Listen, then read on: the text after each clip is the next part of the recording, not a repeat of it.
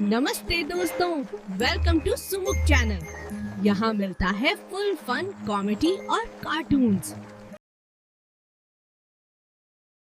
धनपुर एक छोटा सा शांत गांव था जहां सुबह मंदिर की घंटी और शाम को खेतों से लौटते बैलों की आवाज सुनाई देती थी। इसी गांव में धर्मा बुढ़िया रहती थी। उम्र ने उसकी कमर झुका दी थी, लेकिन उसके मन का लालच आज भी सीधा और मजबूत था।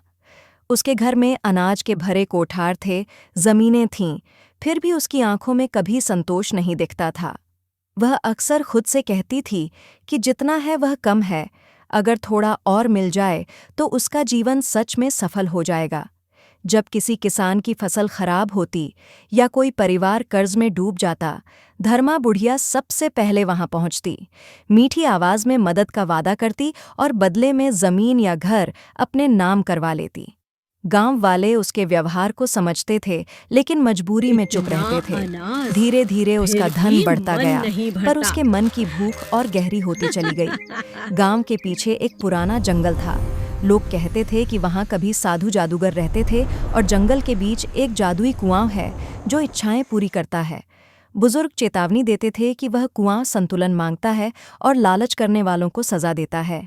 जब यह बात धर्मा बुढ़िया के कानों तक पहुंची तो उसके मन में लालच की आग भड़क उठी। उसने सोचा कि अगर जादू सच है तो वह उसे अमीरों में सबसे अमीर बना देगा। एक अंधेरी रात वह लाठी के सहारे जंगल में घुस गई। चारों ओर सन्नाटा था। पेड़ों की परछाइयां डर पैदा कर रही थीं। काफी दूर चलने के बाद उसे पत्थरों से बना पुराना कुआं दिखाई दिया। कुएं के पास लिखा था कि यह इच्छाएं पूरी करता है, लेकिन हर इच्छा की कीमत होती है। धर्मा बुढ़िया हंसी और कुएं में झांककर बोली, मुझे सोना चाहिए। तभी तेज रोशनी चमकी और कुएं के पास सोने की एक ईंट गिर पड़ी। उसकी आंखें खुशी से चमक उठीं। तभी कुएं से भारी आवाज आई कि जो वह लेगी उसका बदला उसे चुकाना होगा। धर्मा बुढ़िया ने उस चेतावनी को नजरअंदाज किया और सोना मांगने लगी। हर बार उसे सोना मिलता गया, लेकिन साथ साथ उसकी आंखों की रोशनी कम होने लगी, शरीर कमजोर होता गया। फिर भी वह खुश थी, क्योंकि उसके सामने सिर्फ सोना दिख रहा था। दिन बीतते गए और उसका लालच बढ़ता गया। वह जमीन, धन और लोगों पर अधिकार मांगती रही। हर इच्छा पूरी होती और हर बार वह कुछ न कुछ खोती जाती। अब वह ठीक से चल भी नहीं पाती थी, लेकिन फिर भी हर रात कुएं तक पहुंच जाती थी। उसके लालच का असर पूरे गांव पर पड़ने लगा। फसलें सूखने लगीं, पानी कड़वा हो गया और बच्चे बीमार पड़ने लगे। गांव के बुजुर्ग रामदीन काका ने कहा कि संतुलन टूट गया है और इसकी वजह धर्मा बुढ़िया का लालच है। एक रात धर्मा बुढ़िया बहुत बीमार पड़ी थी। उसे लगा कि मौत पास है, लेकिन लालच अभी भी उसके दिल में जिंदा था। आखिरी ताकत जुटाकर वह फिर कुएं तक पहुंची और बोली कि उसे अमर बना दिया जाए। कुएं से आवाज आई कि अमृता की कीमत सबसे बड़ी होती है।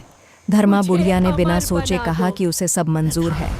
तेज रोशनी फैली और फिर सन्नाटा छा गया। सुबह गांव वालों ने देखा कि कुएं के पास एक पत्थर की मूर्ति खड़ी है। वही चेहरा, वही आंखें और हाथ में जमी हुई सोने की ईंट। धर्मा बुढ़िया अमर हो गई थी, लेकिन पत्थर बनकर। उसके बाद गांव धीरे धीरे फिर से हरा भरा हो गया। लोग समझ गए कि लालच इंसान को अंधा कर देता है और जो जरूरत से ज्यादा चाहता है वह अंत में सब कुछ खो देता है।